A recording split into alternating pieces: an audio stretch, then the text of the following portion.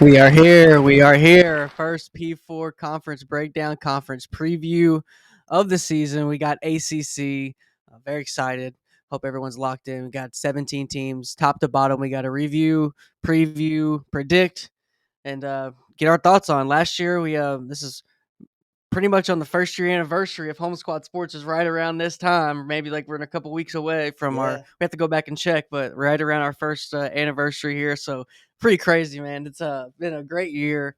I've couldn't expect anything better. I mean, we got to go to the Senior Bowl. Got to get to Elite 11. We've been there three Elite 11s already.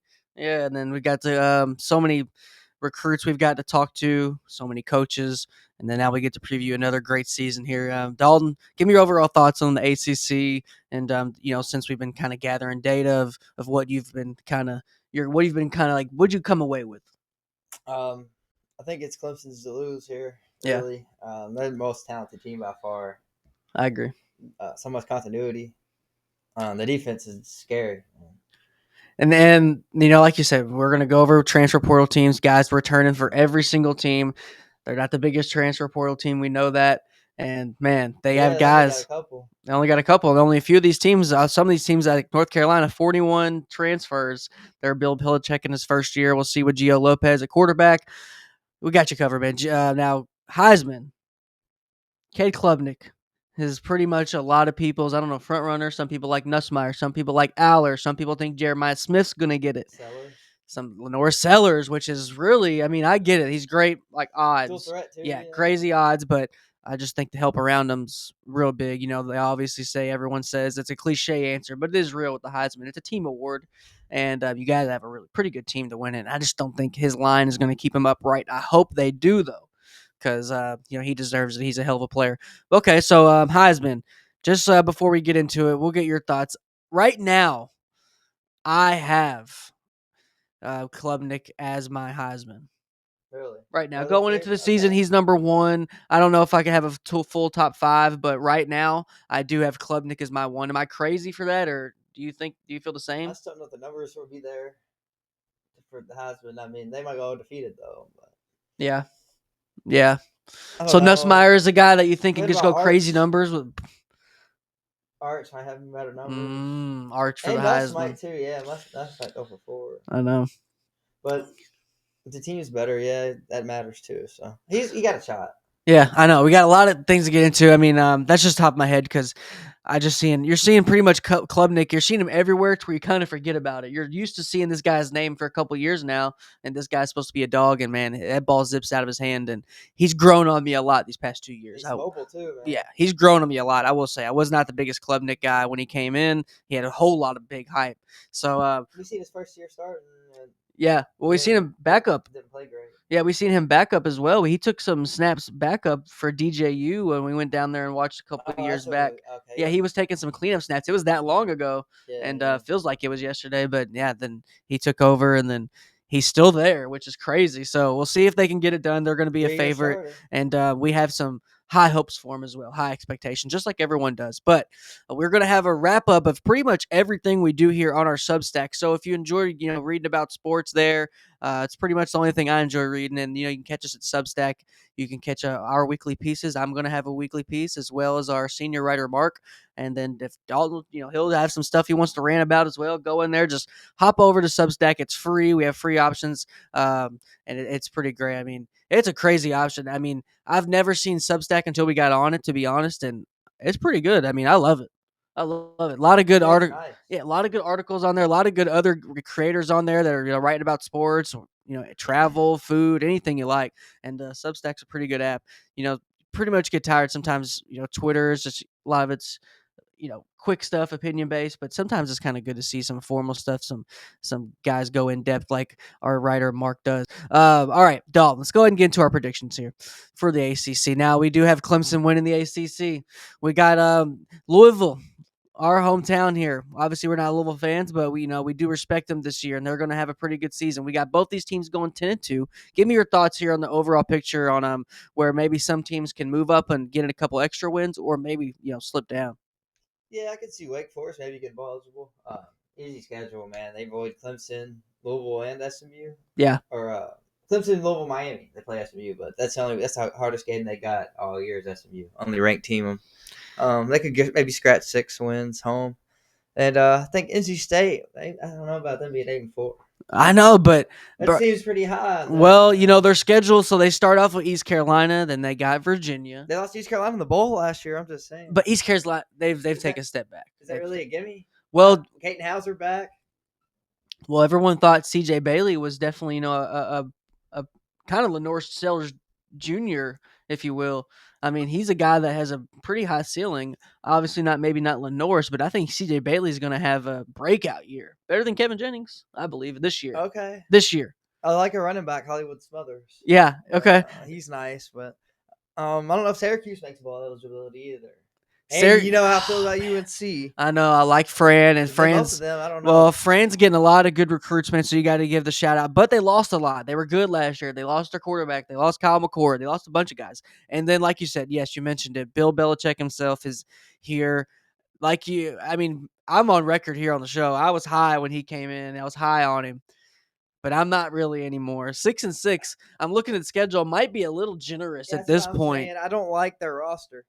So they got TCU opening up week 1. That's a loss, probably. Yeah. Yep. Then they got Hoover. They got Charlotte the next week. Okay.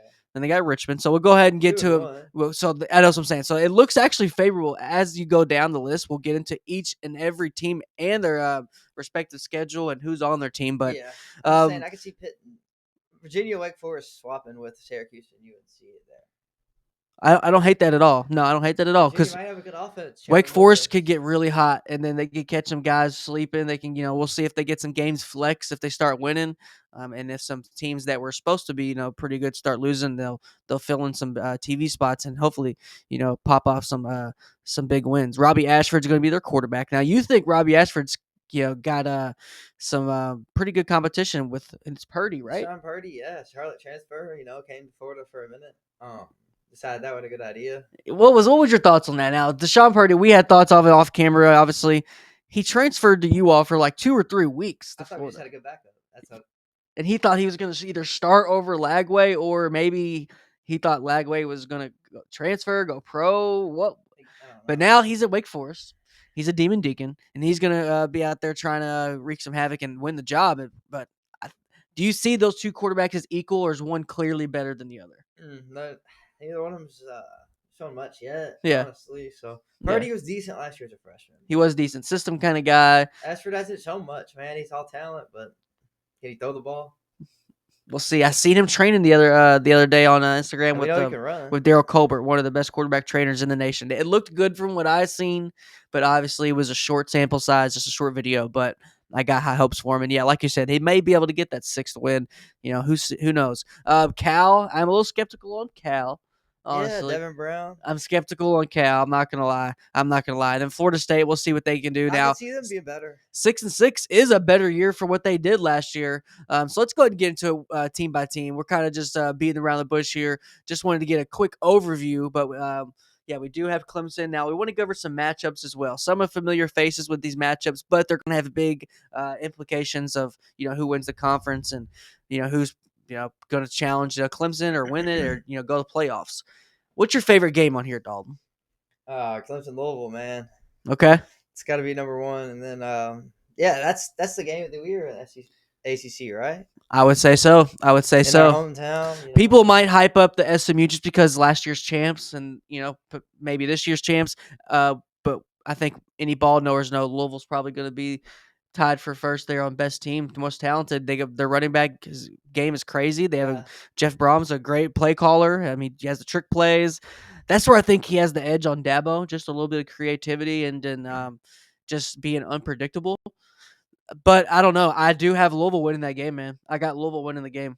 I know. I just don't think they win twice in a row, man. That's tough. But if they do, I'll be impressed. But it's at home. I know. They're gonna. I know. It's at home and it's hard. Louisville, though. It ain't like it's SEC Stadium. I know, and that thing gets packed out quick, and it's a good thing. We'll see if Louisville's going to do a blackout. We'll see if they do. I mean, their fans are all right, but they're not, LSU, Death Valley. I mean, it's going to be a sellout. No matter what, it's going to be a sellout. It's going to be a primetime game. But, man, Louisville just doesn't have too many more premier wins. But this is the hardest schedule they've had in a couple years, I would say. But all right, I like Duke and Clemson as well. Very I mean, we'll see what Mensa does. I think Mensa is going to have a great year, but these are the best games we got. SMU, we think a lot of people think they're going to take a step back, but Miami is too, I think. So that game, I think, checks out perfect. Oh, that's going to be a good game. Man. Yeah. Toss-up. Yeah, toss-up. And then I think the first team we have here is the conference champions. Let's go ahead and get into it, Dalton. We got the 10-2 record here for the Clemson Tigers. 10-4 record from last year. Counting bowls there. They was in the playoffs. Cade Klubnik's. Hey, I got him in Heisman, man. I got him at QB1. I got to give him his props. Got to give him his credit, and he's got to pretty much lose it from here on out. A lot of key players here. Man. These are guys that are all returning. They didn't kind of go deep diving in the transfer portal. Who's your favorite guys out of this list? You mentioned Klubnik, of course. Everybody's. A lot of people could be on. But yeah, how about the receiving core, man? 4 good receivers coming back. Yeah, it's that's a whole treasure chest for the quarterback. So I mean, you already got a good quarterback, and then you got the weapons around him. Blake Miller, one of the best linemen in the country. Jay Haynes had average 6 yards a carry last year as a backup, so him stepping up. Their offense is good, man. Familiar faces, nothing but familiar faces. Now, they're gonna have a good offense. I'm hearing some great things on the defensive side about Sammy Brown. Oh man, I hear he is a straight up dog. This whole defense is. I mean, all 5 of these guys, 4 of them might go first round. I wouldn't doubt it. I mean, this is the top 3. I mean, Parker Woods and Terrell will go in first round. Well, I think they should because, I mean, it looks like I'm looking at stats right here. Sammy Brown had 47 tackles, 5 sacks last year.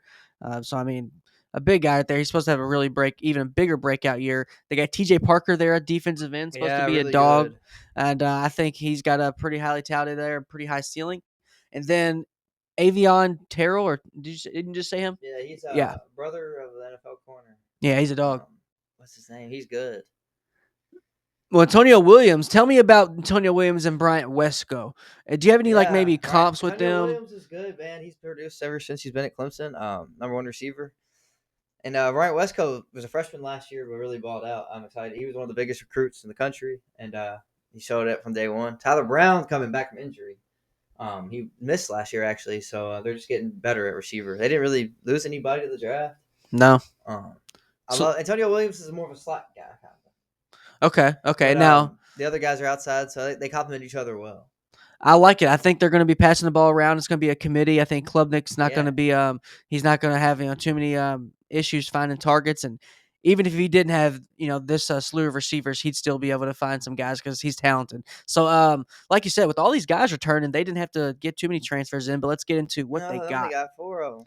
So they got Will Heldt from Purdue at wide receiver. DN, sorry. DN, yeah, sorry. And then Jeremiah Alexander, linebacker from Alabama. Tristan Smith, wide receiver from Illinois State. He's got some production as well. And then Hayes Galloway from North Carolina. We do have stats of all of our transfers. Yeah, Will Heldt had 5 sacks last year at Purdue. I expect him to play a big part in this defense, actually.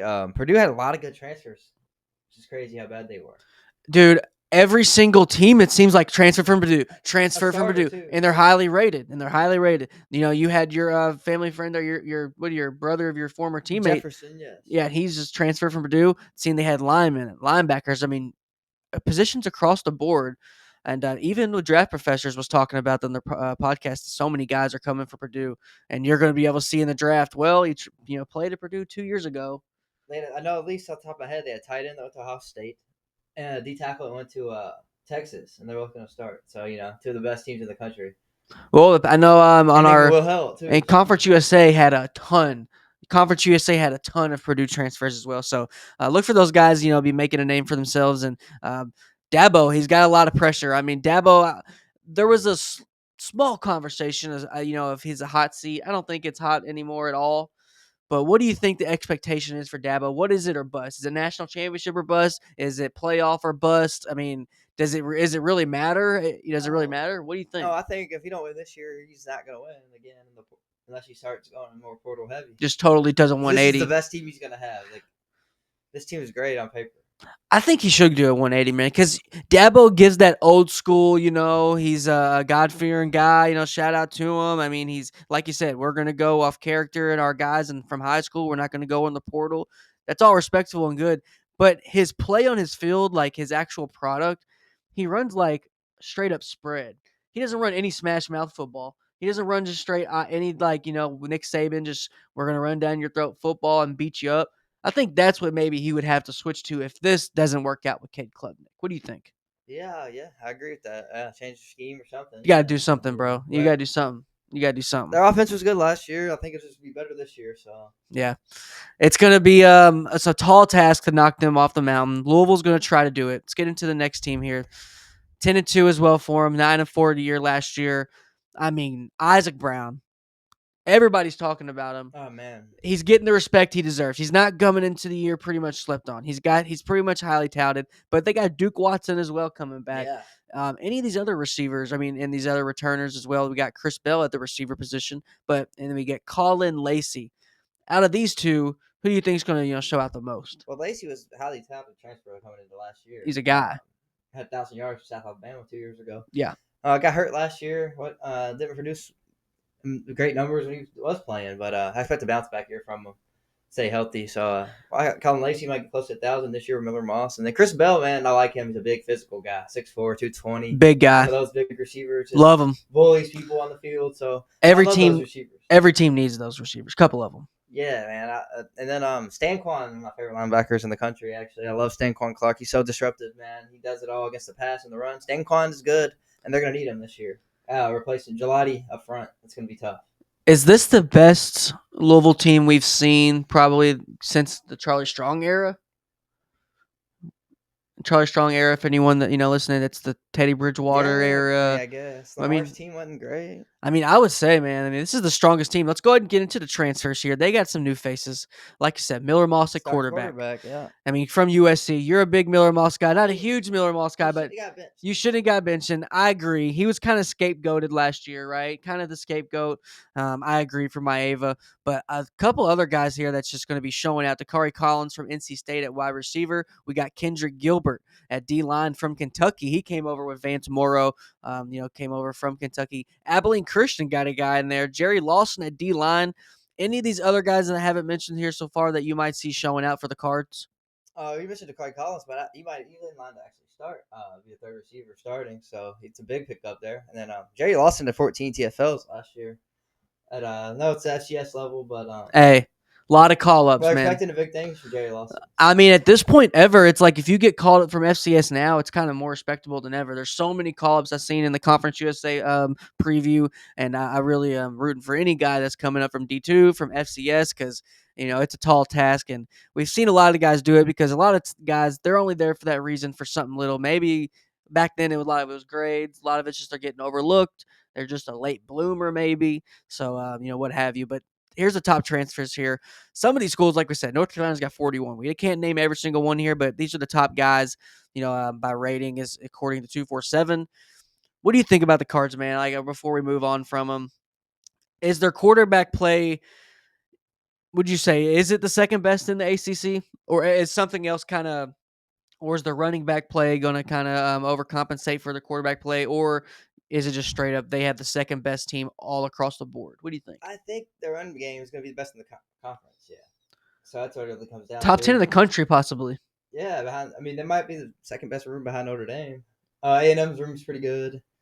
But besides them, yeah, one of the best running back rooms in the country. And they're both sophomores, so isn't that crazy? They're gonna live and die by the run. Miller Moss is gonna bail them out sometimes. I think he's got a good arm, man. Big third downs, man. There's gonna be a lot of big third downs for the Cards. A lot of big play actions we're gonna be seeing. See which receiver steps up and is the go-to guy. Bell was good last year, but 700 yards. We'll see if we can get more than that. Yeah, and then 700 yards. Sometimes those are big yards, But like you said, you're looking for a little bit more production, that next step up in your game, and take that next step in your game and reach the next level. I got to give Brahmas credit. If he can get Tyler Shook, second round, like 38, 36 pick, whatever, Miller Moss, he can do the same with Miller Moss. I believe. Am I crazy for thinking that or no? Miller Moss could go first round, probably. Maybe not in this class, though. Yeah, in last year's class for sure. Yeah. I agree. Miller Moss is talented, big body. He's been around for a little bit, obviously coming from USC, and we're excited to see what happens. So let's go ahead and get into our third place finisher. Now we do have got some more transfers. JoJo Evans from FIU is a guy too. At safety, supposed to be a guy, and give me a couple other these guys. Sorry, so the last guy on the list. Tell people about him if they don't know him already. Oh yeah, Davian Clowney's brother. See if he can do anything. He hasn't produced yet, though. A big name. That's all he is right now. But he got the talent. Clev Lubin's not on here. I'm surprised. He had 9.5 sacks last year at Coastal. I literally had to take him off because of the space. Yeah. 9.5 sacks. I think he's going to start. So watch out for him, too. I don't know if Bobby Golden's going to play that much. They got 2 other receivers transferring in that I like more than him. Darius Thomas. Yeah, JoJo Evans, though, he might start next to D'Angelo Hutchinson in the back end. Love it. Love it. A lot of these, like you said, some of these guys are going to be depth guys, but that's what it takes to kind of be a championship team. You got to be good across the board. Guys that were productive at other schools, you come to their school and just help you out and get you that much deeper. So let's get into the next team with Georgia Tech, one of my favorite teams in the conference. I wish they still had Singleton from last year. If they did, I think they'd be a shoo-in for the playoffs. They're coming off a 7-6 record last year. We got them going 8-4 here. Haynes King at the helm. Tell the people about Georgia Tech. Continuity on offense is the biggest thing. Get your quarterback, running back, and number 2 receiver coming back. Good old line coming back. I expect big things from Haynes King if he stays healthy, man. That's always his problem. Yep, he runs sometimes. Mobile guy. He just takes too many hits, man. He does. He don't know how to slide yet. Still, he don't have that in him. He's gutsy to a fault. Yeah, man. Gutsy to a fault. It hurts his team a lot, though. That's the thing. If he stays on the field, they're good. They can beat anybody, or at least compete with anybody. Yeah, I agree. With Georgia last year, they should have beat Georgia. 7 overtimes or something. Yeah, and then it came down to, I don't know if it was like a fumble. There was something dumb, but I was rooting for Georgia Tech because Georgia Tech really won me over because I was against them first. Not against them, but they just, I don't know what it was about them, but every week, man, I was like, God, Georgia Tech's a problem. And they would shoot themselves in the foot somehow, some way, every game. But they do have some new faces here, and they're looking to kind of turn the corner and get more than the 8-4 record that we have them going. Out of this list of the transfers here, obviously a long list. We got A.J. Hoffler from Clemson there, defensive end. John Mitchell from Penn State at cornerback. Any of these other guys you see showing out? Oh, yeah, Eric Rivers, man. 1,100 yards last year and 12 tuds. So, FIU's losing a lot of good guys I've seen. Both of their receivers are coming here. Actually, Dean Patterson, too. He'll probably play a lot. He had 680 yards last year. So I like both the FIU receivers for sure. Savion Riley from Colorado. He got some clock, I think, too. A DB. Yeah, I heard that name. Yeah, no, he's definitely got some clock before. And then Matthew Alexander, D lineman from UCF. Another team that lost a ton of talent is Central Florida. Yeah. I mean, a ton of talent, bro. So that's, they lost one of the best tackles in the country, man. Yeah, and their defense. Yeah, I've seen that. I mean, if their defense got poached like crazy, and this might be a long year for them just based off that alone. But yeah, that's the transfers we got for Georgia Tech. You like them a lot, huh? I do like them. But their schedule's hard. The dominoes have to fall somewhere. That's where I think Louisville gets that, the 10th win. A lot of predictions got Louisville losing to Miami, but I don't know. Georgia Tech, let's go ahead and fill the people in on why we think that, a couple of these got the 4 losses. And I want to get your thoughts on it as well. Am I crazy? Can they pull off 9 wins, or is 8 kind of maxing out their potential and maxing out their ceiling? Let's go ahead and while I get it pulled up here. So Georgia Tech's going to start out with Colorado. I got money on that game. I'll go ahead and say it right now. I got Georgia Tech money line and the spread. Separate tickets, -4 against Colorado. I like Colorado. You do like Colorado. But totally new offense. The most wide receivers in the draft last year. Take that for what it's worth. Quarterback, gone. Heisman Trophy winner, gone. Coach, Deion Sanders, he's healthy now, but he hasn't been there most of, the summer. George Kelly, gone. Yeah. Phil Lowenholt, offensive line coach, gone. He's now at Mississippi State. A lot of guys you lost. Guys that have to step up. Will they step up? I think they'll step up at Colorado, but down the line, week 1 is just going to be a hard game for them. Let's go ahead and get into the losses, dog, because 4 losses they have at Clemson, Wake Forest, you think? I don't. Wake Forest and Georgia Tech, that's a hard one. Wake Forest is going to come up with some upsets this year. I truly believe that. But I don't think Georgia Tech's one of them. I got them beating Temple. Obviously got them beating Gardner-Webb. Virginia Tech. You like that? Or am I crazy? Huh? At home? It doesn't. No, it is at home. Yes. Georgia Tech at home. In Atlanta. Okay, and then we got Duke at Duke. It's an L, probably. Okay. So that is where you would have them going 6-6 at that point, if you agree with the rest of the schedule here, which I'll read. I'll read it off. That's only 2 losses. I know. So you got them beating Syracuse. Yeah. Okay. You got them beating NC State. That is a projected loss to a lot of people. Yeah, beat them. Beat them. Yeah. Okay. Hot take. Scorching. I think it's a toss-up game. I would call it. And then somebody here has got. I don't agree with this. Has got Boston College beating. Oh wow. Georgia Tech, which I think is I doubt it. Kind of batshit crazy. All right, Pitt. Beat Pitt too. And then my upset possibly of the year is they're ending their season at Georgia. Oh yeah. Or actually Georgia at home. Georgia's coming to Atlanta. They're gonna lose. I think they'll beat Georgia. Yep. I think they're going to beat Georgia because I think it's going to be either. I think this might be the first year we've seen maybe ever, just our second time ever, Kirby missed the playoffs. I think Kirby's going to miss the playoffs this year. That's my hot take because of Georgia Tech. But we got them going 8-4 this season. And like I said, we did show you those transfers as well. Let's go ahead and go into the next team. Next team on the list, Dalton. Want to get your thoughts because we have Miami, the U. They had obviously Cam Ward, the number 1 draft pick. Number 1 quarterback taken off the board, and he's been shown a lot of disrespect. I will say that. He's missing a lot of guys as well. The U is not only missing him, they're going to be missing guys like Xavier Restrepo. They're going to be guys missing like Elijah Arroyo. Yes. And then they had Dylan Martinez. Damian Martinez. Yeah, he was good as well.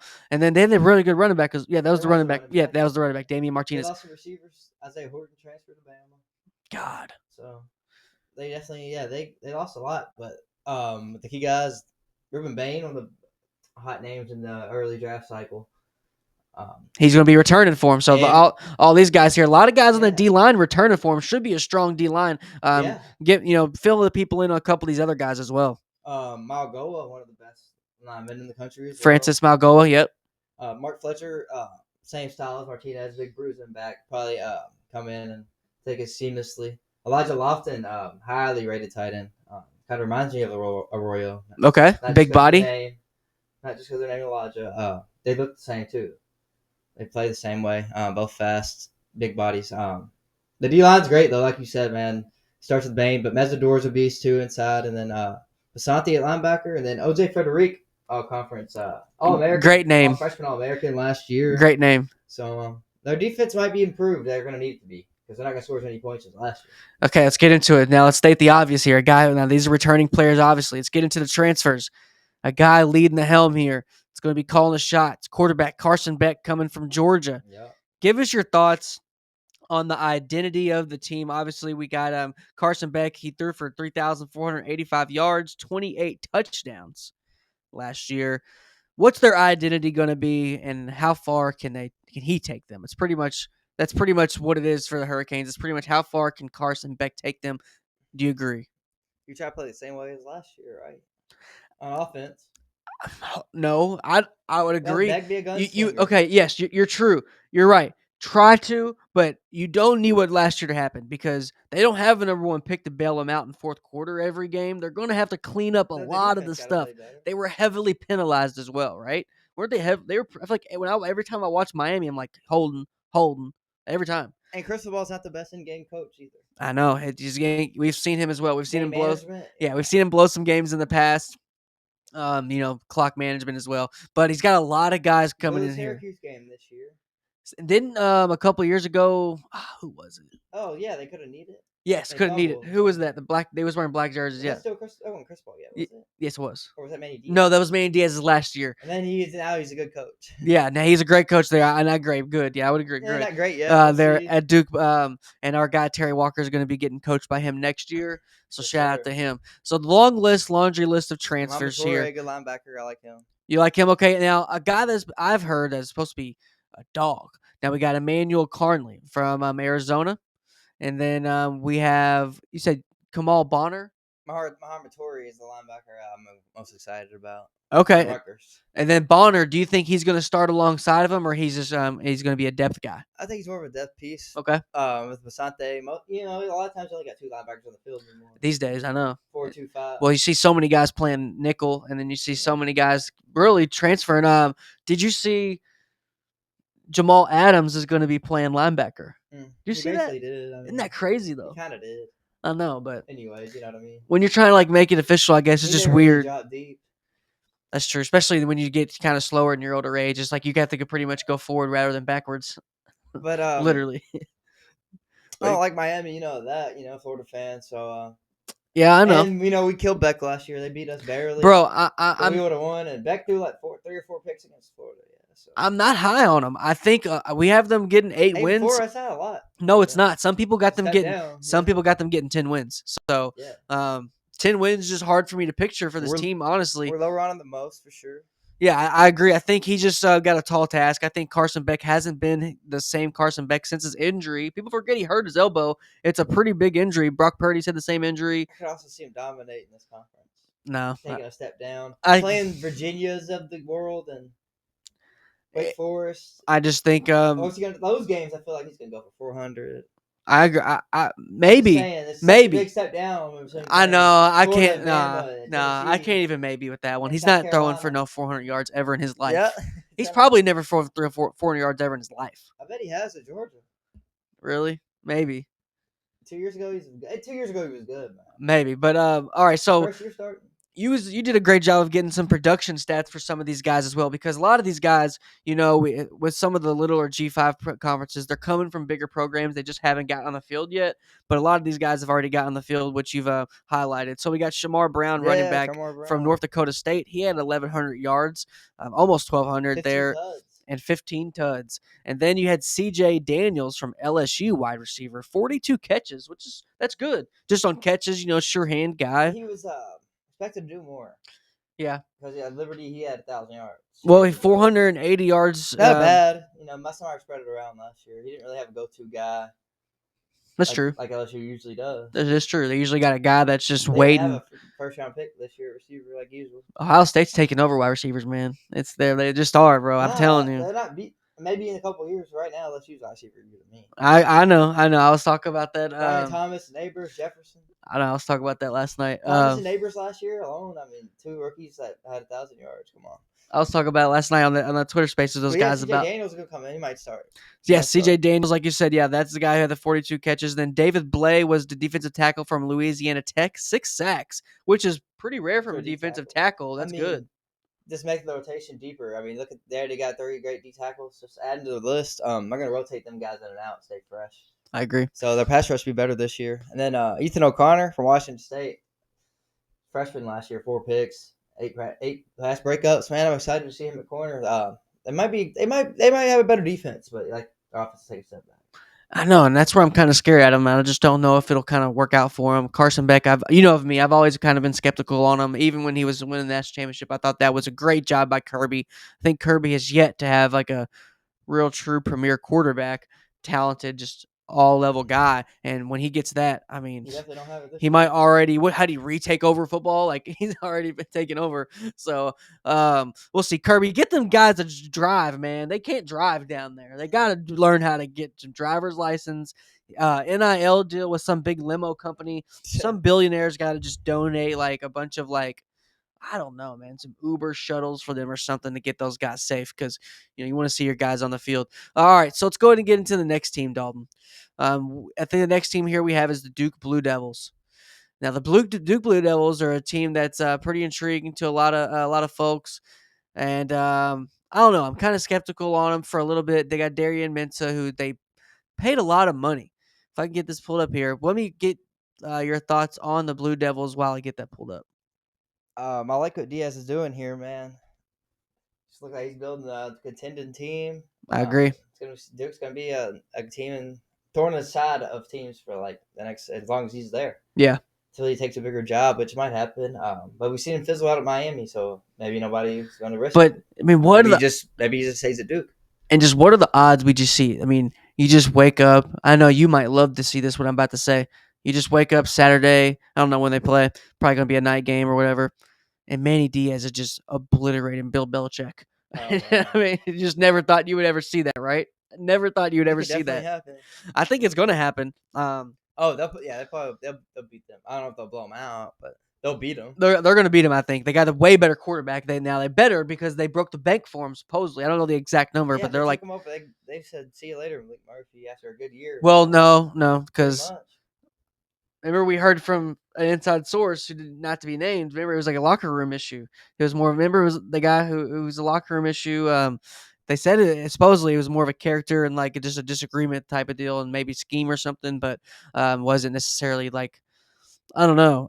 Because it was a very questionable transfer of Malik Murphy. We were all questioning. He was even rumored to go to Kentucky for a little bit. Yeah. We were like, what's going on here? He took a step down for sure. He did, and it's like very questionable because it's like, all right, what's going on? And then we kind of got that information down the road, which kind of made sense. But they still got some guys returning that's going to try to ball out for them on the defensive line. They got guys like Aaron Hall, as you see on your screen. We got running back Jaquez Moore, wide receiver Quashawn Brown, Vincent Anthony Jr. on the defensive end, and then he, like you said, Wesley Williams is another guy who's going to be showing out. But they did go get some guys in the portal, not too many, which is good to see. But like I said, Darian Mensah, he's got some help, and he's got some guys helping him on the other side of the ball as well. Give me some guys that you think is going to show out. We got Landon King from Utah, tight end, who a guy might be a name to look out for. Andrell Anthony, wide receiver. Yeah, he's was a highly rated recruit, man. Went to LSU and then Oklahoma. Got hurt last year, didn't get to play, so I'm gonna see him bounce back this year maybe. Cooper Barquet had 1,000 yards at Harvard last year. So yeah, I was about to say the Harvard transfer. Love to see that. The FCS guy. Get into some stats that you got here. Like you said, the Harvard transfer. He had 63 catches, 1,084 yards, 11 tuds. And then Darian Mensah is the obvious guy to fill the people in on the stats here. 2,700 yards, 2,723 to be exact. 22 touchdowns and 6 picks. Show the people what Caleb Weaver was doing at Sam Houston State. He was balling out. Yeah, 4 picks, 69 tackles, 6 PBUs. Great year as a safety. Take that. Him and Chandler Rivers made our top 10 DBs. Chandler Rivers is great. Yes, he did. Excited. This defense is scary. Really Yeah, it's gonna be scary, bro. I think 8-4 is gonna be a good year for them. I think they're gonna have their own character and their own brand of football, which we've never seen really with Duke football. Just their own brand of football, talented quarterback, talented defense, and all around. 8-4 back-to-back years would be great at Duke. Yeah, it's respectable, man. Yeah, it's good for football because for so long they were irrelevant and they had the good branding. We're like, oh man, it's like they could be good if they would just try or whatever, and if they would put some resources into it. But maybe they're one of the great things that's actually happened with NIL, because I don't think we would be seeing this. We'd be talking about maybe a potential second 8-4 season in a row for Duke if it wasn't for the NIL. What do you think? Oh, probably not. I mean, probably not. No. You know what I'm saying? So, I mean, Mensah, back-to-back quarterbacks, we'll see if they can get it done. We know they got a good quarterback coming in next year with Terry Walker. So, shout out to him. And really excited to see what he does this year. Let's get into their in-state rival, NC State. Another team we got going 8-4. This could teeter-totter, I will say. CJ Bailey is going to be at helm at quarterback. They're coming off a 6-7 record last year. Sean Brown at linebacker is another guy they got returning. They got a guy, Hollywood Smothers, who you were talking about. Great name, running back. And they got Noah Rogers at wide receiver as well, splitting the defense there and stretching them out. Give me your thoughts on the Wolfpack, and then we'll get into transfers here. Yeah, a lot of people's excited about CJ Bailey, man. I like him. Pretty good freshman year, right? Yes, he did. Something to get excited about. Developmental guy. I like him a lot. He's one of my favorite quarterbacks in this conference, especially the younger guys. Most of them are older that are good. The Becks, the Mosses. They've all been in college. Haynes King. This guy's young, and he could be the next, the best one of the next crop. I'm excited about him. Hollywood Smothers, man, I do like him. Great name. And Noah Rogers, good receiver, transferred from Ohio State. Was a 5-star. Had a pretty good year last year, but with consistent QB play, I think he can really step it up. So, NC State's got a good chance to have a good offense. I like their offense. Now, I would say if the ACC didn't just get a lot richer at quarterback, with Miller Moss coming in, with Mensah coming in, I think a lot of people will be talking about CJ Bailey a lot more. Now, I get it. You got to talk about the guys who are paying the big bucks. Yeah, I get it. PR and, seniority as well. These guys are just older. But CJ Bailey is a guy that, is going to be a force to be reckoned with. I think he's going to force a lot of people to get familiar with his name and show some people out there. He's got some game. He's got a high ceiling. I think he's a future NFL quarterback if he keeps on the trajectory. Obviously, you can't just plateau. You got to get some good film. I think we were watching Draft Professors earlier, and I think they made some good points about what you see in one of these guys. You just want to see 2 years of really good film. And CJ Bailey might be able to get 3 years or 4 years of good film and really make his case to be one of the top quarterbacks taken when he comes out the draft. Let's get into the transfers, Dalton. Transfers here, we got a slew here, not too many. No, they don't have any, especially guys that really produced last year. Yeah, so we got Jaron Sensabaugh coming from Missouri. At least some big schools coming from a couple of them, like Sterling Dixon there from Alabama. They're at linebacker. And let's see if we got a second list for him as well. And then we have Joseph Ediore from Texas Tech. Brian Nelson, cornerback from North Texas. Shout out to him. Yeah, he had a good year last year. 4 picks, and 45 tackles for a corner. So he ain't afraid to get his nose dirty. I like Brian Nelson. Yeah, I think he was technically their highest rated transfer because, we got two of them here. I don't know which one it is, but I think looking back at it, he was their highest rated. Let's get into their second batch here of transfers. They got J.J. Johnson, a safety from Georgia State. And then we got Jamel Johnson, a cornerback from Temple. Wake Forest, they lost Bailey Benson here, linebacker to NC State. And then a couple of the other these guys as well. Norfolk State, A.J. Richardson. This guy's supposed to be a dog at linebacker. Let's see if he can get some reps because, like you said, 3 linebackers are here on your screen. What do you think about these guys, Dalton? I'm going to go back to the corners again. Jamel Johnson, man, 38 tackles last year, 2 picks, 9 press breakups. So I think they must have needed corner depth a lot, and I think they got 2 good ones. I agree. I think NC State's going to be one of those teams you're like, man, you look at this team and it's proof of how good a conference the ACC can be when, if everything shakes out how I think. Because we got a couple of great teams here going 8-4, 17-team conference. Usually when you got that many, I mean, a lot of these teams are pretty respectable. Kind of sleepy respectable, if I'm not too crazy for saying that. What do you think? I mean, yeah, I'm not the hugest fan. I know. I was hoping, yes. I was like, all right, man. We're like, kind of halfway through here, sort of. We're getting there. State 8-4, bro, I'm telling you, ACC is good football, bro. If they were in the Big Ten or SEC, they're like 5-7. That's all I'm saying. They're not better than Northwestern. They're not better than Purdue. They're not better than. That's it. I was hoping to get a third one out there. Maryland. Okay, so that's what I'm saying, bro. Like, okay, they're better than Maryland. Okay, Big Ten's not even SEC yet, not the depth wise. But maybe that's because they just have so many teams. With the ACC, the teams got to go somewhere. But man, I just think ACC is so slept on. I don't like the depth of the conference. The top's all right. One team. I'd say Clemson. I like 4 of them. I like Clemson. I like SMU even though I think they're going to take a step back. Let's get into SMU. They're our next team here while we bring them up. We have them going 8-4. Obviously, they won the conference last year. First year in the conference. People still don't really acknowledge that because I called it earlier in the season. I've seen this team and they just played a little different, man.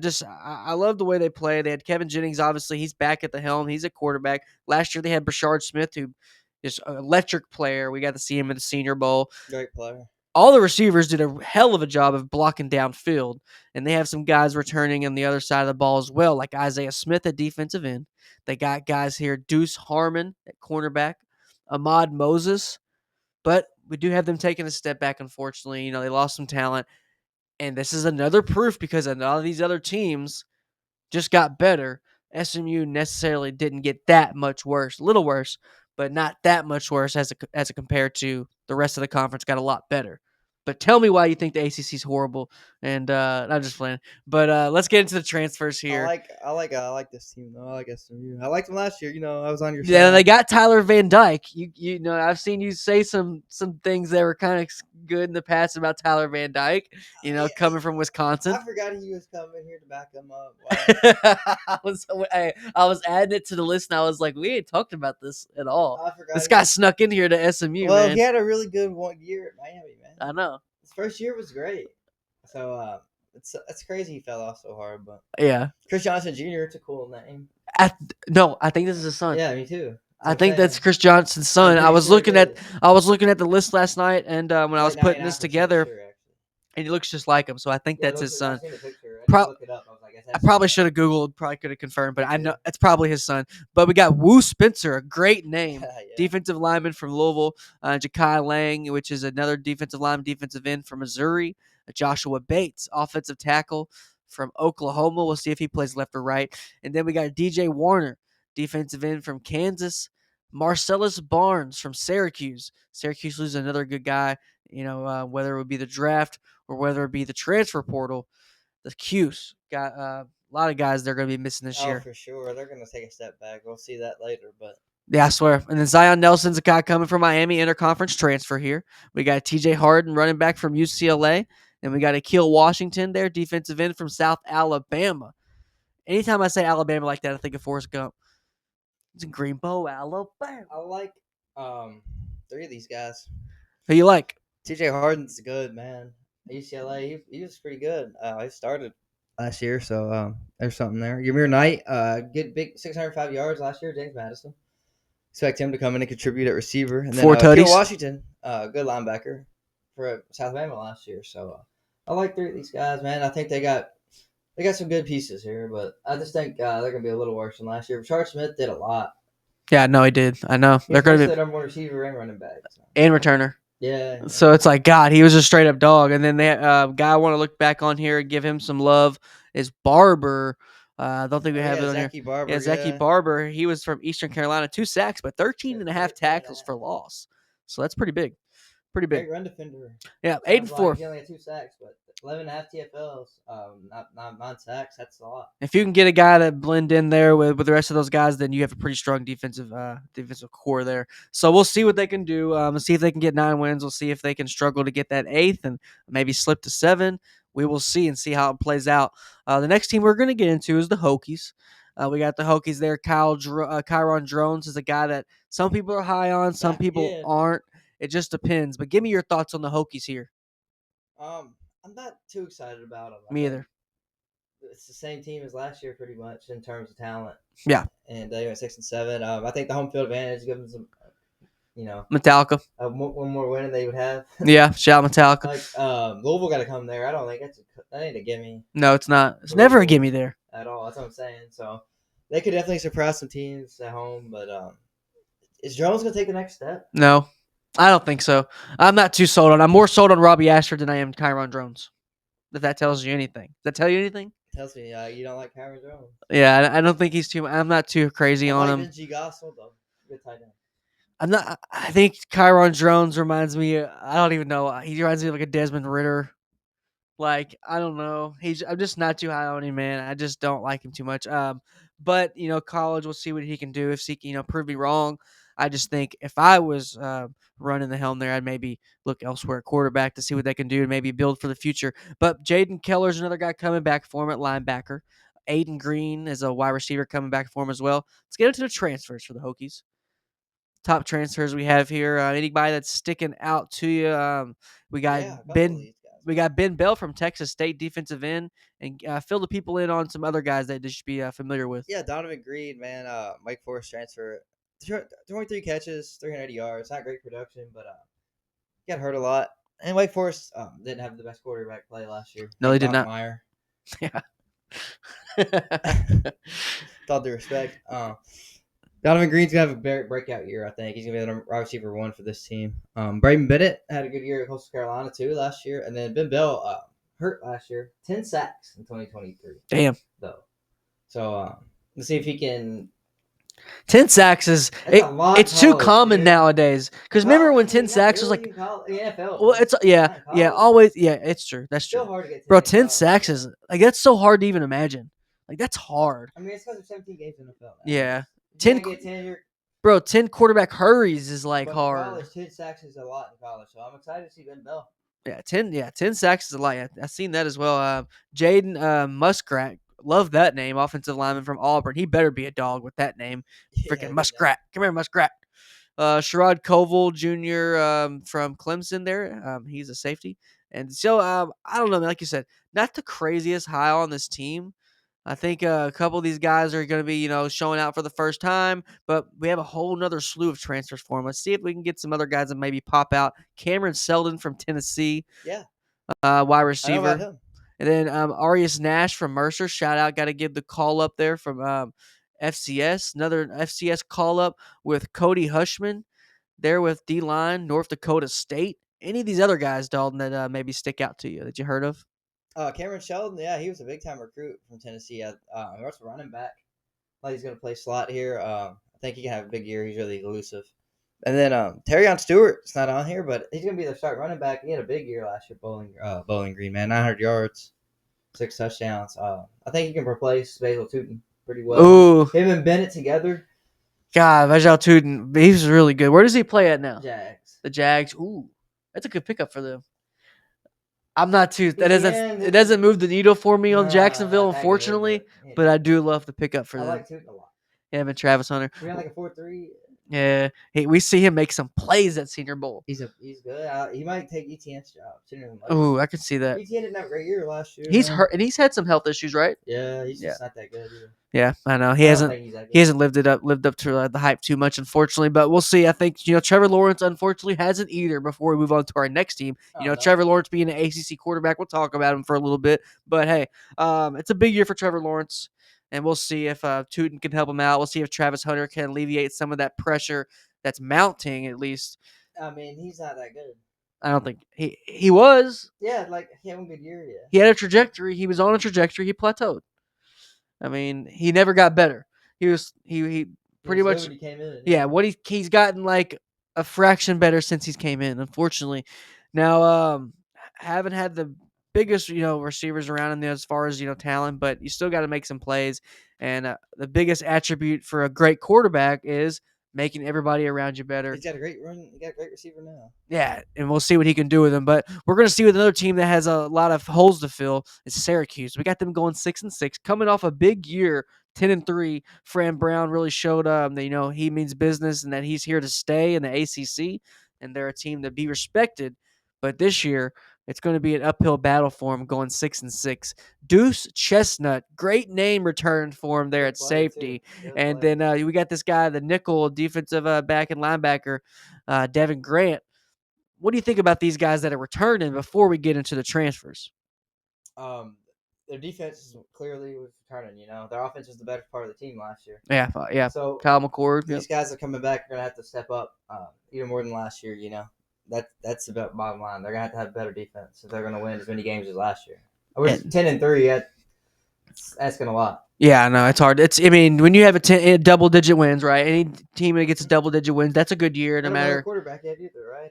Yeah, and between two guys still. Yeah, let's get into the transfers here, and we'll have one of the guys that's going to be fighting for it with Stephen Jelly. They're from Notre Dame. Jonte Cook, great transfer. Want to have really, really potential. Some people are talking wide receiver 1, wide receiver 2. But some things have happened, and it hasn't really worked out. But I think he's good, poised for a big year here in Syracuse. Out of the transfers, out of this list, some guys that are popping out to you that some people should get familiar with? Yeah, I like David Reese from Cal. He's a nice DN there. 4.5 sacks last year. 2 forced fumbles. I think he can improve on that. Chris Thomas Jr., he's pretty good too. He had 9 sacks last year in Marshall. So I like the DN here, man. Hold on. This guy had 9 sacks from Marshall last year. Yeah, Chris Thomas Jr. And he was and his teammate was the leading sack in the nation. So that says a lot. If it's a lot of sacks to go around, and if you're able to have pretty much the best pass rusher in the nation next to you, and you can still make a name for yourself, shows you're a dog, right? For sure. I'm excited about these 2 DN bookends, man. And then the quarterback battle, like Angeli and Ricky Collins. I like Angeli. I know you like Angeli. I can't in the playoffs this year, off the bench, cold. I don't know about Fran. I think Fran. What are you doing, Fran? Go get you a better quarterback, Fran. You couldn't go get it. About Kyle McCord? No, Kyle McCord's way better coming in on paper than these guys, right? I don't know. Oh, he had a year of starting experience. Yeah. From Ohio State. Yeah. But Angeli's gonna be. He's gonna have a good year. I think he's gonna. Now he's got some other. Collins might start. He's got some other guys coming in helping him. We got Austin Collins, offensive lineman from Louisville. He's supposed to be pretty good. Zach Rice is another offensive lineman from North Carolina. Another guy from Alabama. So they're getting guys from big schools. Yeah. Then he got his son, Fran Brown Jr. from St. Francis. So, he brought his son, but I would really like to see him get a better quarterback. Come on, Fran. Last year, number one passing offense in the country. Do you want to? It's like I don't know. It's like having a Kobe beef steak and then just saying, no, I just want a Salisbury steak the next night. I just bro, you already had the good stuff the first time. Why didn't you just keep on with that? Was it a one-off thing? Is this not in you? Well, they don't have enough money to pay the receiver either. He left Trevor Pena. Oh yeah, I know. But he was like asking for a crazy like big pay raise. But with them getting a talent like Jonte Cook, you would think like if I'm Jonte, that's like kind of like a prerequisite. Who you got at quarterback? And if they told me, yeah, we got Steven Jelly coming in, man, I'm just like, that sounds pretty good, I guess. But what do you think? Am I crazy? Am I hating? I mean, he didn't start at Notre Dame for a reason, probably. So I'll say that. But I'm just saying, the playoff he balled out, and He did. Shine brightest lights. Led to field goal drive, only drive. He did. 2-minute drive too. And some people say that drive made Riley Leonard somehow feel a whole lot better all of a sudden. Right. Yeah. But Riley Leonard, obviously, they're at Colts quarterback. I think he's going to be starting by the end of the year. So it's hard to get in front of those type of guys, NFL guys. And you got to find your way. We'll see if he can prove me wrong. I'm not, ruling it out totally. But another of these guys that's going to try to prove a lot of people wrong. First year coaching college there since immaculate career in NFL. The man, the myth, the legend, Bill Belichick. He's been in the headlines for things other than football, it seems here. Obviously, with the relations off football, you just want to see some Bill Belichick, back to the football headlines, which that's hopefully what we'll see. But 6-6 is what we have them going. 6-7 last year. I don't think it's going to be a walk in the park here. I know he's got the rings to prove it, but some guys returning here. 41 total transfers. Not too many guys returning, Dalton. But No. who do you like that is returning? I was about to say, these guys, they didn't produce that much. Caleb Cost had the best year out of these 5, but Gauss is going to be the running back. He's going to start. He only had 200 yards last year, but they didn't bring in anybody in the portal really to compete with them. Same with receiver. Paysor is going to be number 1. Only had 300 yards last year, but Kobe Paysor. Most of their great name. But most of their portal most of them came on a defense. Let's see it. Let's go ahead and get the portal pulled up here, at least Dalton. A good player. Oh, of course, Gio. Yeah. Now you lost your guy over there in Florida. There, you lost a guy here in DeAndre Robinson. I remember when he left, you said he wasn't too much of a crazy production. So Florida might not be losing too much, but hopefully North Carolina's hoping they gain a lot. And hopefully they got a guy here in Gio Lopez at quarterback who they got from South Alabama. What's your thoughts on Gio Lopez, and what do you think he's going to do in first year ACC football? I mean, ACC football sucks, right? I don't think he's going to do good. You don't? I don't think this team's good, man. I don't either, man. I've tried to, you look at like an abstract piece of art. You look at it like a different ways. It looks different. This doesn't look different when I look at it. It looks the same. And it doesn't look great for North Carolina, which is crazy to say. Obviously, when he came in, he was getting lacrosse guys, and he was getting guys from D2, like some guys we've never heard of. He did that in the pros. He would draft guys from nowhere, elite scouting. Got to give him his credit with that. But it is about the Jimmies and Joes, especially in college football. I just don't see too many guys that are going to be making a lot of plays for him. Maybe we're wrong, but what do you think, Dalton? Yeah, I don't know if there's any NFL players on the roster right now. I know. Yeah, the whole roster. I know. Nobody excites me, really. Andrew Simpson, Boise State transfer out of decent year. Yeah. Some people wanted him. But yeah, I just don't love this team, man. They're gonna have to surprise me. Their defense is gonna have to ball out, but I don't know if they're good enough. I agree. I think Gio's just got nobody to throw to. Can't do it all himself. And even then, he wasn't the most crazy, highly touted guy in the portal. He is respectable. Got to give him his credit, but he wasn't a guy people were losing sleep over. Belichick kind of came in late, and then he's pretty much turned over the whole roster pretty much. And we'll see what happens. It's going to be very interesting to see how that story unfolds with the Tar Heels. They're getting a new breath of fresh air, at least with media. We haven't talked about them in a few years, so we'll see if it translates over to some wins. Another team that's trying to have a better year than last year, that's been trying to get on the up and up, and just hasn't been that relevant for since they were totally screwed out of the playoffs. Some people think when Jordan Travis got hurt. I don't think either. I think they should have been left out. But we got them going 6-6. The Florida State Seminoles, your arch rivals, 2-10 record last year. Give me your thoughts on your arch rivals there, your nemesis. I don't think they're a little better. Okay. They're a little better than last year. Okay. So they got Daryl Jackson's really good. Okay, that's their defense is the only guys they got coming back. Really, their offense is new, bro. Yep. All of them. Castellanos is a part of their offense. Their quarterback. Let's get into that offense and their transfers. Tommy Castellanos coming over from Boston College was getting coached by Bill O'Brien.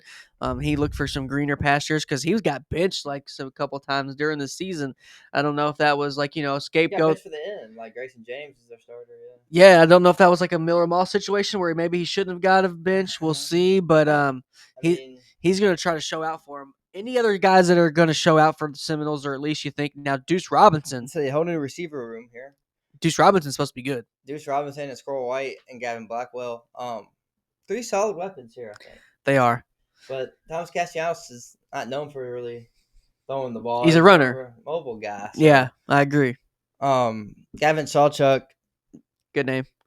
Good freshman year. Last year got hurt. We'll see how he does. I'm just not excited about this team, which is a good thing. I'm glad I'm not excited about it. Yeah, I know. It's a good transfer portal class, though, but you had to have one. You had to have one. You had no choice. Yeah, you didn't want to run it back with who you got because it just didn't work out. You only got 2 wins. The whole offense I don't think they have one returning starter. If it is, it's a lineman. This didn't start every game, though. Right. So, yeah. Yeah, because Thomas, the tight end, started at the end of the year. Yeah, they were switching out a lot of linemen last year. I remember that, even if it's injury or performance. But yeah, they're looking for brighter horizons. We got them having a better season. I mean, hey, it's baby steps here. They're not the Florida State we once remember, with Bobby Bowden in the '90s, and then they had that short window where they were great with Jameis Winston, and then I could see them winning more than 6. I hate to say it. Think so? I don't know, man. I think they can bounce back. 7-5, 8-4. 7-5, 8-4 for the Seminoles, coming off a 2-win season. That is the things you can do with the transfer portal, which I think it is possible, but it's just a tall task to do for the Seminoles. I mean, I hope 6-6. I hope they're 5-7. So this is a 7-5 prediction I found online. They have them losing week 1 against Alabama. Okay, East Texas A&M winning that one. Kent's heard of that team. Yeah, me either. East Tech, that's got to be obviously FCS, but they probably in their first couple of years FCS. Kent State win, Virginia win, Miami.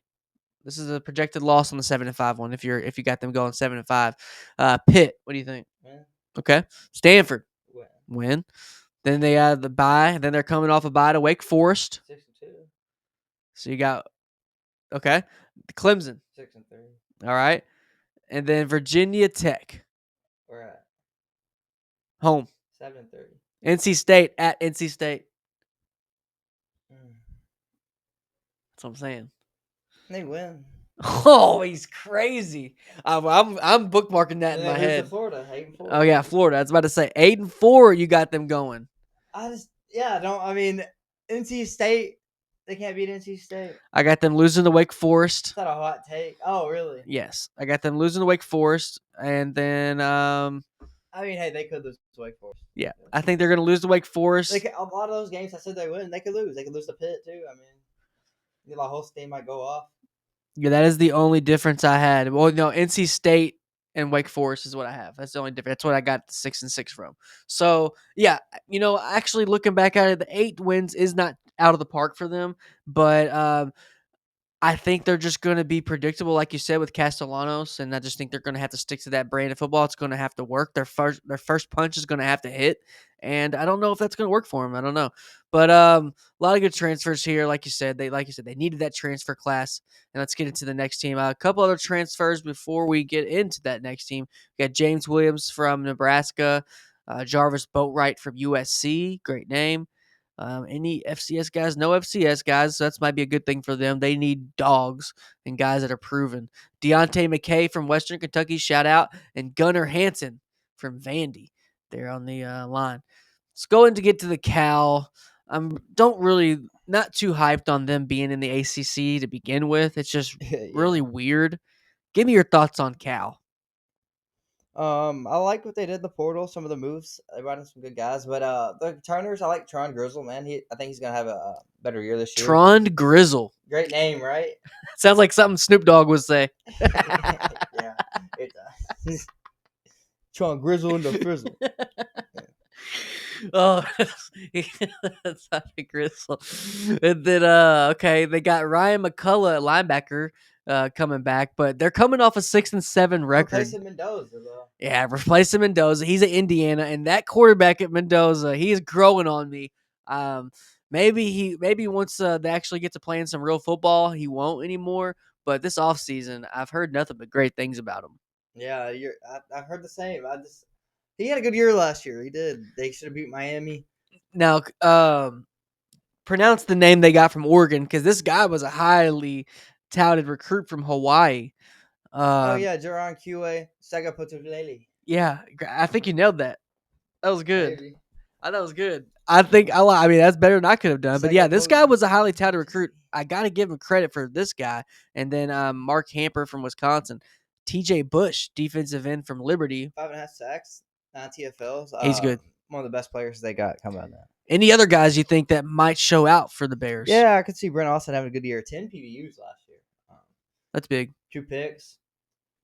Throw their 6 tackles. So, starting corner at South Florida there. And they had a pretty good defense. Okay. LJ Johnson, too. He got some run at LSU last year. He probably would have started if he came back. So that's interesting that he left. But. Yeah, some of these guys, like, you just think, like, bro, we just really wanted to be in Cali. Like, yeah, I guess. They didn't want to be in Texas no more. Yeah, who knows, man? Who knows? But yeah, LJ's good, too, man. I like him. Yeah, and they got Kendrick Raphael transferred from NC State. So, 2 good running backs. 2 good running backs coming in. It's going to be a better season, but it's just not going to translate it's going to translate on in the stat sheet, but not the scoreboard. Their coaches, I like what he's doing there. It's just hard to win there. It is, man. It's hard to win there. It's a hard, tough to sell. It's education. It's hard to get in. Yeah, Berkeley, man. It's hard to get in there. Duke and Vandy and Florida. All those California schools have such a tall task Stanford, on getting their stadiums, just packed out. There's so much to do in California. Football's just not at the forefront out there for a lot of those schools like it is in the South. That's just the reality. And like I said, academics is their thing, and that's, they're sticking to that. A lot of those schools, they might see them kind of switch up, like in North Carolina. Like North Carolina used to be like a big, kind of academic school. I mean, honestly, like Cal always has guys come out that are good in the league. It's been a while. Yeah, it's weird.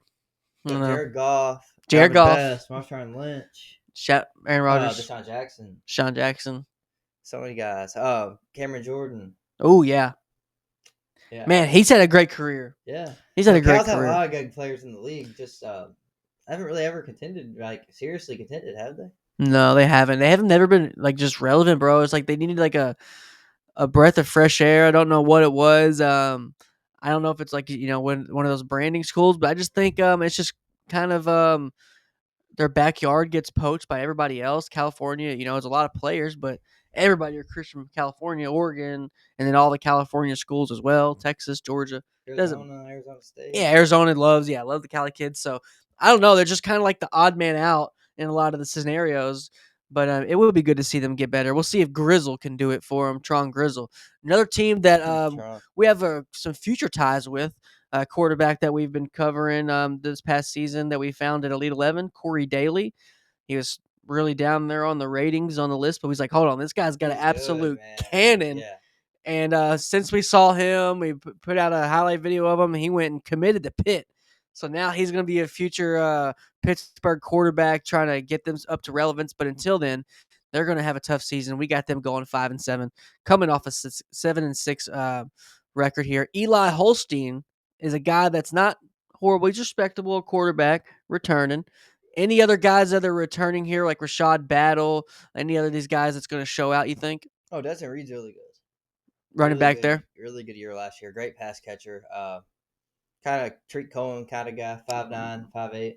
Love a Tariq Cohen kind of guy. Explosive, though. Yeah. I like their defense, too. Yeah, their defense is good. As you can see, a lot of their best players are on D. I like the linebacking core. Kyle Lewis is really good. And then Rashad Battle is a great corner, man. I'm excited to watch him play. I like a good corner, and he's one of the best in the conference for sure. And me and you are going to be covering corners on Draft Professors here throughout the season. We'll see if he can work with the list on a lot of people's draft boards. But here's the transfers we got. We got Jaden Moore from Oregon there, defensive end. Zion Ferguson, cornerback from North Carolina. Deuce Spann from Florida State there, wide receiver. And any other guys that I'm missing that you think are going to have a big year for Pitt? Andy Jean from Florida. I know a lot about him just because I'm a fan. He's a big recruit, man. Supposed to be a beast. Couldn't get on the field, so let's see if we can get on the field here and produce. Okay. Very physical, big body receiver. I'm excited about him. Span got a little bit of run at FSU, but their quarterback has played so bad last year. Yeah. You could. So he might do something too. He's a real fast, slight guy. And you never know that, and you never know. A lot of these guys, it's like they already entered the portal in before they got Castellanos. You never know; he may have been back, depending on the timeline and how everything played out. Most of their guys that got from the portal don't really play though. They're bench guys. Yeah, I noticed. I was trying to get the stats. I was like, dang. One of the most underwhelming portal pickups, unfortunately. But here's some other guys they got coming in. They got Jeff Percy, offensive lineman from Michigan. Cole Gonzalez there for depth at quarterback from Oklahoma. Then we got Rashawn Murray from a school I never heard of until I got this list together. Penn West, California. Okay. Yeah, so shout out to them. I'm sure he'll have a big poster there or something if he does anything of relevance here at Pitt.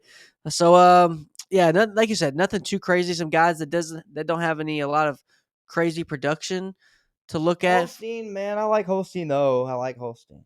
You do like Holstein. I've heard you mention Eli Holstein multiple times in the past, and I think hopefully he can kind of prove why he's getting a little buzz there. But it's such a deep conference, bro. At quarterback, I mean, it's just a lot of good quarterbacks. Not a lot of only one I think great quarterback.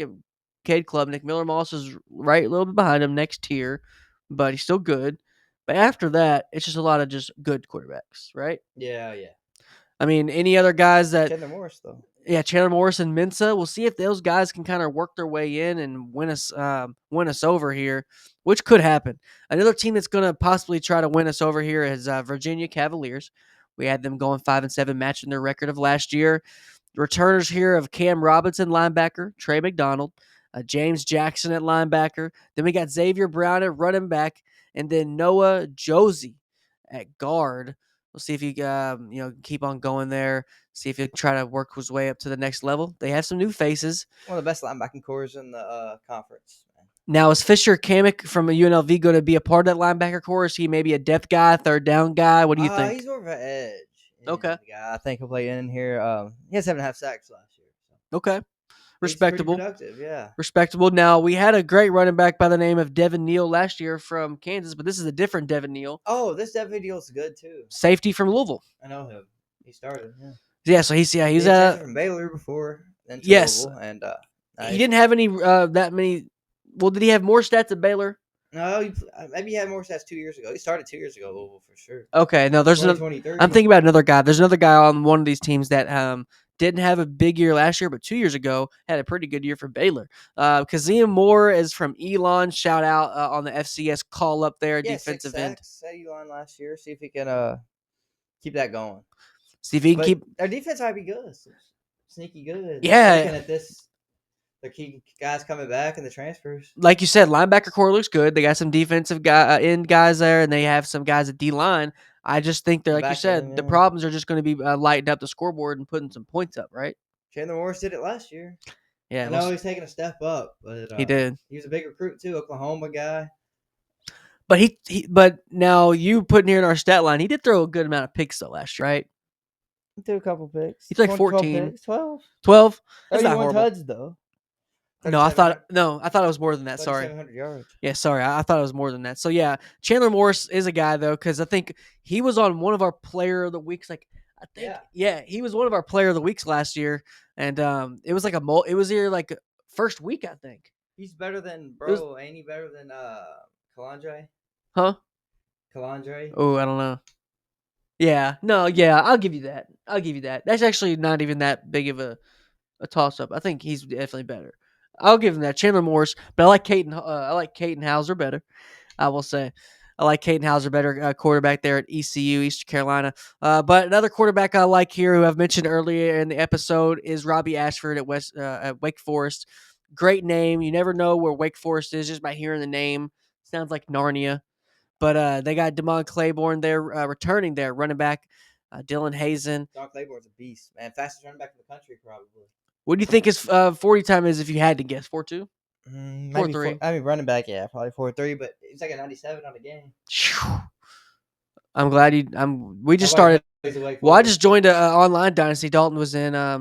They're still in week 1, But I wish I'd have known that. Maybe I'd have took Wake Forest into consideration with the ACC and maybe had a team to build because they have a. Ashford Hill, you could have ran all over, but you like to throw it anyways. I like to throw, but I have to have a guy that can run because I just hate running the ball. I hate running the ball. I like to use screen passes as running plays. Yeah, you do. Or and I'll do a little option as well. But they got Nick Anderson there at safety. But like I said, Robbie Ashford's going to be kind of competing here, really competing for that quarterback spot. He's coming from South Carolina. He's had some health issues, like Dalton's mentioned, and everyone has kind of seen. It's well noted. But I think he's poised for a big year, and I think he can lead them to a bigger year if he wins the job. But Dalton, tell me some other guys that you want to kind of highlight and have people know about. Yeah, I like Carlos Hernandez from Washington State. Nice slot receiver. 397 yards last year, but 5 tuds. So I think he could get more than that this year, especially Donovan Green gone. Taylor Moore moved on to the NFL, undrafted free agent. Okay. So Shad Williams, too, from North Alabama. 2 picks last year, 8 PBUs. Excited to see him step up. Harry Lodge. I was waiting to say Harry Lodge. I don't know why that name's just weird, bro. Harry's a funny name to me, just in general. It sounds like a very small like bed and breakfast out in the middle of nowhere. Yeah. The Harry Lodge. Gonna stay at the Harry Lodge. Yeah, I hope he does good, man. And this guy names another great name, Karate. Yeah, he better fight. He better know how to fight. Wow, right? I like this. I like their names in the portal, but so many good names, man. They have the easiest power schedule in the Power 4. They do. Talk about it. Talk about it. You brought this to my attention. Yeah, I said maybe they can go 6-6 just because of their schedule. They don't have to play Clemson, Louisville, or Miami. Okay. So they got the easiest AC schedule possible. Okay, I don't hate that at all. I like that take. I think they have some guys that are going to be showing out. Like you said, great names. I mean, great names. Jacob Dennison, offensive lineman. Sawyer Raccanelli. He's got to be Italian. His family's proud. Yeah, I always Wake Forest would be good, like the 07 when they made the Orange Bowl. It was cool. Wake Forest is good. It ain't better for football. I can't believe they made that Orange Bowl. That blew my mind. They won the conference that year. I know, that blew my mind. That was one of the things I was like, hold on, why are they in this game? Because that's back when, it was BCS. The computer did all the. Cool, actually, that they were in that game. That's what I'm saying. I miss the BCS sometimes. No, it wasn't cool because they got blasted. They got blasted. Louisville was good that year. Hell yeah, they were. It was a good Louisville team. Shout out to Michael Bush. Shout out to Brian Brown. That's not the reason that because they sucked. Now let's get into the last 2 teams we got here, Dalton. Teams that we don't necessarily going to have big years, unfortunately. But Boston College is one of them. Quarterback Grayson James, 7-6 year last year, but we got them going 4-8. Turbo Richard, another amazing freaking name, going to be returning for him. But give me some guys here, just that are going to be coming that maybe can shed some light and bring some hope to Boston College. And hopefully the receivers can play good like they did the end of the year last year. Bond Harris really came on at the end of the year last year. Bond is the slot guy. Reed Harris was another freshman too, and he's a deep ball threat. So their offense might be able to be decent. What do you feel about Grayson James? Do you know anything about him? No. I'm not huge on him. No, I'm not huge. I will say that our college scouting will kind of really heat up as soon as the ball kicks off. We have to take care of so much high school scouting because in-season high school scouting is so hard. So Grayson James isn't a guy I haven't seen on too many boards, just to scout and look at. But we'll see if he can do something. I mean, Boston College, like we said, we got them finishing second to last in the conference. But no, Grayson James is maybe someone that would have to grow on me. But let's see some guys that they have helping him out this year, trying to have a bigger year. Jason Hewlett there. He is from Michigan, linebacker. Ty Lockwood is from Alabama, tight end. And then they have a guy from Barton, Elliot Boykin. I don't like what Bill O'Brien's doing. Let's gotta be honest. Okay, now tell me why. I mean, you got all these small school guys. I ain't hating. Now we like small school guys. We love them. We both do, but this many of them in one class. I know. I mean, Campbell, Merrimack, Valparaiso, Elon, 2 guys from Merrimack. Campbell, Barton, bro. I mean, hopefully they're good, but we don't think they're going to be. No. But these guys they'll have chips on their shoulder, I will say that. Hey, Bill O'Brien's doing it. He's going down his way, right? I mean, God. He's doing it his way. Maybe he's seeing something nobody else seen out of these guys. Prove us wrong. Go to a bowl game. Yeah, prove us wrong. Another team is going to try to prove us wrong. Let's keep the train rolling here. Last team is Stanford. Yeah. Unfortunately, Stanford here, a lot of people, they opened up their season with Hawaii, and pretty much the whole nation at this point has got Hawaii winning that game. I want your thoughts on that game. We got them going 1-11, unfortunately. Elijah Brown at quarterback returning. Colin Wright. And before we get into the transfers here, give me your thoughts on that week 1 game against Hawaii. Are they going to be able to pull it out, or is everyone else right in thinking that they're going to lose? I think Stanford will win that game. Okay. I don't know why. Me either. I don't know. I thought the same thing. What do I like about Hawaii either? Now, I'm getting peer pressured into Hawaii. Well, what is there to like about Hawaii this year either? Not too much, but I'm like I said, I'm getting peer pressured because everyone's taken Hawaii. Like everyone's on this game. I was watching a podcast. I mean, Stanford sucks for sure. They do. Now, I want to give a shout out to we've been getting ready for all these conference previews. We have to pull information from everywhere. I stumbled upon a conference preview show, really much a show that covers all of college football, but they were doing their conference previews, and they're called Play the Fight Song. And they said the same thing. They kind of put me on. They said they were the first ones who I saw a guy to give them their credit, who said Hawaii is going to win this game. Put your money on it. And then I feel like a couple of days after that, everywhere I see, they got Hawaii beating Stanford. But give me your thoughts, the new transfers they got coming in, if that may help them. Any guys that are going to pop out? One of these quarterbacks might win the battle. Dylan Rizek here from UCF, right? Yeah, Ben Grobelstran played a little bit of Oregon State. Never got this starting job though. Clearly, Caden Hyde though, he had a great year last year at South Carolina State. 908 yards, 7 tuds. They need all the help they can get. All the help. So hopefully they need all these transfers to hit, man, in order for them to be competitive. I agree. Every single one of them. I agree. But they got a good run. They got a good name too. Running back transfer from Eastern Washington. Tuna is his first name. Oh my God. Tuna Altahir. He's got to get an NIL deal. 718 rushing yards last year for Tuna. Sarkis Tuna deal. I swear. He needs that. Yeah, he does, bro. What's your thoughts on Tuna? I like Tuna. I only like Tuna with when it's involved with sushi. You don't like Tuna in a bag? Hell no. Don't give that away from me. It stinks. They got some good kinds. Like they got flavored kinds. I've seen that now, and I will say I would give that a try. One? I would probably like it. They have a Cajun one too, right? Pepper one. Yeah, I seen that one, and I think I've seen a Cajun one. Dude, I used to eat them for lunch when I used to work in Florida. Yeah. Bring lunch. I would bring that, and it was a great lunch. Damn, no. I will say. I get the unseasoned ones, huh? The OG, yeah, mayo. yeah. Oh, you don't like mayo. The mayo. That's what's kind of stuck in my head. When the flavored new ones come out, I'm like, oh my God, they can do that. I'm like, I didn't even know they can do that. So I might have to try that soon. But yeah, that's a crazy name. I think obviously we have them finishing last, unfortunately, which is a tall order. They are going to have a long season. Man, they were good, man. They were good. A lot of people may not know. Used to be good. I think a lot of people may have not know or just maybe forgot. But Andrew Luck's their GM now, running things. So we're going to see if I don't see them firing Andrew Luck. Obviously, he's their guy, but dude, I don't see him just running a successful organization. Unfortunately, he's a very smart guy, though. I can't obviously see them being good for a while. Well, we've mentioned Cal why they're not good because academics is a big thing. Stanford's the same way, and maybe even more. But they were good our childhood, man. They were multiple times every year. Yeah, David Shaw had that team rocking and rolling. Before. Yes, Harbaugh had them. Harbaugh set them up. Yes, Harbaugh put them on the map. And Shaw had it. He kept it going for a little bit. Yeah, he did. And then he completely. He gave up. It's like he gave up. Yeah. Yeah. But yeah, they were so good then. Kevin Hogan. I remember they had. McCaffrey and Gerhardt. Well, they had somebody. They had somebody's really big son, running back. Emmitt Smith. He wasn't that good. Yeah. He wasn't that good. But, no. No, Barry Sanders. Barry Sanders' son. Smith's son plays now. Barry Sanders Jr. Yeah, Barry Sanders Jr. went there. That's who it was. Yeah, McCaffrey and Gerhardt back to back. God, you're right. That's a good point. Everybody thinks McCaffrey's going to have some big year.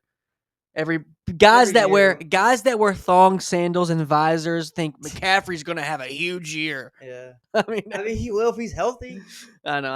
I just think he's over the hump. He's always going to have a good year if he's healthy. He's a beast. He's a receiver that plays running back. He's just Cooper Kupp to me now. Yeah, probably. Yeah, respectable, but he's just not what he. Long hair. I know it looks weird. He looks great. I don't like it. You don't look like a baller. He is a baller, But he is a baller. But I don't think the Seattle experiment's going to work out too well. They're going to be bad, man. They are. I don't like them. They are. They are. But yeah, ACC, man. What do you think about overall? Like, oh man, a top heavy. Obviously, first we have a lot of teams going 8-4. Yeah. Some of these teams might switch it up, drop one, lose one, gain one. But man, I think Louisville and Clemson, like you said, that's going to be the game of the year. Louisville's going to try to get that conference title. Jeff Brom, this is the best quarterback he's had since he's been there, so that's why I think they can do it. I've seen Dabo lose a lot of games. We've seen Dabo win a lot of games, which we've kind of forgotten about. People don't really give us credit for. But I do think Louisville can win the conference. We don't have them winning the conference. I think they're going to come up short somehow, some way. But we'll see. I think it's going to play out pretty good. I don't think they're going to get 2 playoff bids. I thought that maybe possible. Maybe. So you think who's Clemson's? But I don't think it's possible. Who's Clemson's 2 losses to? I don't know. I would have LSU and South Carolina. That's possible. They going to feed the ACC. Yes, I think that's very possible, bro. Because their first and last game against the ACC. The one that I kind of use for reference, not just to use their schedule, did have them losing to South Carolina. They had them losing to South Carolina and LSU. Yes, exactly. Which I think that's what's going to happen, man. I don't see them losing to SMU. South Carolina, actually, this year. I like Sellers, but I don't like the team as much. They lost so much of the draft. Actually, I take that back. I think I have them beating South Carolina. I just have them losing to another team. I have them losing to LSU, and I think I have them losing to Louisville. To Louisville. That's what it was. It was to Louisville. So yeah, I got Louisville winning. I got Louisville. I got LSU. I got Clemson going undefeated. Personally, I don't hate it. I think they beat LSU week 1. It's going to be a hell of a game, which I cannot wait to preview. But I hope LSU wins since Florida's got to play week 3. If they already got a loss, man. We have a very tough choice of our game of the week between LSU and Clemson and Ohio State and Texas. I think LSU and Clemson kind of has to go just because 2 returning quarterbacks as opposed to 1. Sayan versus Arch. Really, it's 2 new quarterbacks this year. That is true. You're right. That is true. Yeah. I would say that's going to have to be our game of the week. Obviously, the other one's going to be on our pick 6. But yeah, man, ACC's loaded. I think it's going to be a good year. Good as years last year. I don't know. We'll see. I think initially we thought in the spring that Belichick's going to make it real interesting, but it doesn't really look like that's happened as the rosters started to fill out. Nope, we don't like the roster, man. No, don't like it as well. We'll see what happens. But Louisville, his first year, see what he does next year. NC State's a team to look at, I would say, if they're going to have some good wins. If you're going to a betting person, guy or gal, you can look to Wake Forest to cover some good amount of games. There's probably going to be a lot of 6.5s that they cover, or a lot of 7.5s that they cover. Okay. Fran Brown at Syracuse is an interesting one. Can they get a winning season in the regular season? Can they get a 7th win? I don't know. I don't know with the personnel, but I remember there's times I was doubting Fran Brown last year. On offense, though. They lost. I know. I agree. All the receivers and the Gadsden went to the Chargers. They lost the running back. Quinn Allen got drafted too. I don't know. I forgot where he went, but then McCord, yeah. So. McCord, yeah. And then, they, like you said, they have a lot of guys. They have some good guys coming in on offensive line. I know they have the wide receiver coming from Teddy Bridgewater's high school, Miami Northwestern. He's a dog. You can find his tape, go on our Twitter, on our X page, and you'll be able to find that guy's highlights because every Friday you'll be able to see us come out with 5 prospects every week. So that's going to be coming out later today. There's going to be 5 prospects you'll be able to see. Kind of just keep your eyes out for them. Underrated guys that maybe do have some good amount of offers, but as the season approaches, it's harder to showcase some high school guys. So every week we're going to bring you 5 guys that you should be, looking out for, and we'll be dropping their film as well.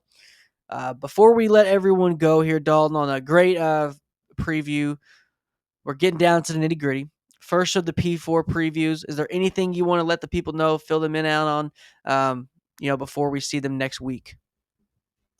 I'm trying to think of anything going on, man. Besides ACC, not much in college football right now, huh? NFL, Shemar Stewart signed. College football news: Middle Tennessee State got approved for a stadium. I seen that. play. All you hear right now, because the media days are wrapping up. What do you think about the playoff format? What do you think about the playoff format? What do you think about the playoff format? We haven't played a game yet. Let's wait. Let's talk about week 0. Let's talk about week 1. We went over. It's an interesting game in week 0 in Dublin, Ireland.